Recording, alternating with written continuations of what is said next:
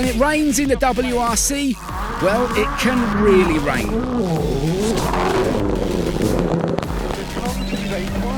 Regardless of road surface, wet weather adds another layer of challenges to those that the crews already have to deal with. And yes, of course, WRC cars run grippier, softer and wet weather dedicated tyres. But when the heavens open properly, traction and stability are often thrown out the window. Not to mention, of course, visibility. This means drivers are even more on edge than normal, and the potential for things to get even hairier than usual is dialed right up. So, here are 5 of the wettest, wildest rallies in WRC history.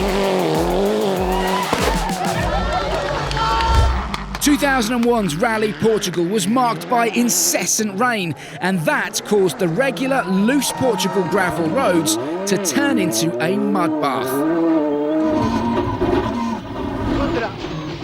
These treacherous conditions caused more than a few drivers to come unstuck, and several stages were naturally cancelled over the weekend. Despite the biblical amounts of water though, Tommy Mäkinen and Carlos Sainz battled through the rain and mud all the way to the final stage.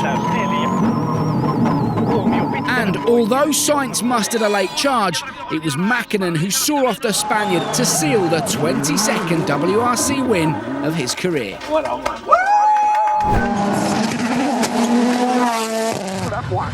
Wet tarmac brings a whole different set of challenges with it, as Rally Croatia 2022 showed.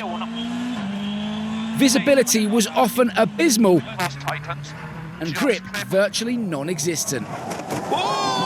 To make matters more difficult, the rainstorms were particularly localised, meaning one stage was enduring torrential rain while the next was bone dry, and that made making the right tyre choice all the more difficult.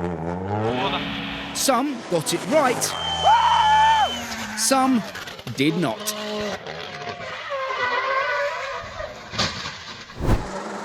The British weather has a well-known history of misbehaving, so everything that's both challenging and awesome about wet gravel rallies would reliably be on show when the WRC rolled into Wales. You like water splashes? You got them. Close calls? Here you go. Mud showers or driving blind? Well, of course. And there were more than a few offs.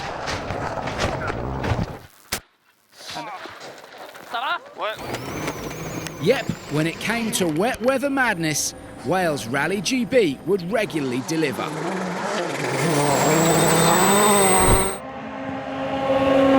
Rally Monza played host to the dramatic conclusion of the 2020 WRC season, and the weather was atrocious.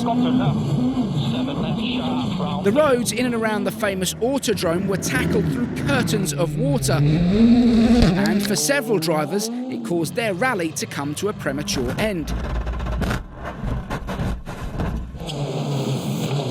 Grip was gone. Visibility shot. And standing water even swallowed up a luckless Thierry Neuville.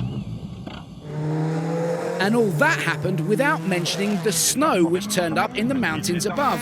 That caused title challenger Elfyn Evans to go off and hand Sebastian Ogier yet another Drivers' Championship. Then, of course, there's Kenya. Like Rally GB, it's less a case of a specific year being wetter than the rest, more that it seems like each edition of the Safari Rally has at least one day when the sky is seemingly torn open. And don't forget, a downpour Kenya spec is unlike anything else on the World Rally Championship. Look at it banging off the windscreen. Visibility quickly evaporates. Oh yeah, this is proper rally. And all that airy, light fesh dust is transformed into thick, deep, water-clogged mud. The much-loved snorkel made its return for good reason. And even when Kenya doesn't become a mud bath, Just look at the lack of grip in the corners.